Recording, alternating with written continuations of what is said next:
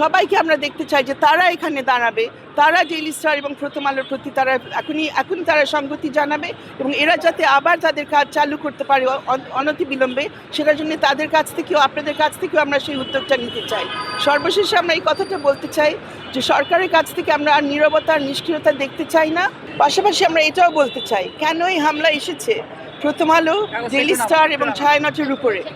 এই জায়গাগুলো হচ্ছে বুদ্ধি চর্চার জায়গা, এগুলো হচ্ছে মুক্ত বুদ্ধির চর্চার জায়গা। এরা যে কাজ করে সেটার মাধ্যমে আমরা গত 15 বছরের যে অন্যায়গুলো হয়েছে আমরা ডেইলি স্টার প্রথম আলোর মাধ্যমে জানতে পেরেছি। আর অনেকে নিশ্চুপ ছিলেন, আপনারা যারা আমাদের সামনে আপনারা অনেকে কিন্তু নিশ্চুপ ছিলেন সেই সময়।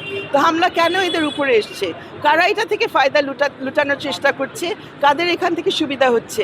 আমরা ডাক দিতে চাই সব মিডিয়া হাউসকে, সব মিডিয়া হাউস একদম কোনোটা আমরা এখানে বাদ দিতে চাই না। সবাইকে আমরা দেখতে চাই যে তারা এখানে দাঁড়াবে, তারা ডেইলি স্টার এবং প্রথম আলোর প্রতি তারা এখনই তারা সংগতি জানাবে এবং এরা যাতে আবার তাদের কাজ চালু করতে পারে অনতিবিলম্বে, সেটার জন্য তাদের কাছ থেকেও আপনাদের কাছ থেকেও আমরা সেই উদ্যোগটা নিতে চাই। সর্বশেষে আমরা এই কথাটা বলতে চাই যে সরকারের কাছ থেকে আমরা আর নীরবতা আর নিষ্ক্রিয়তা দেখতে চাই না।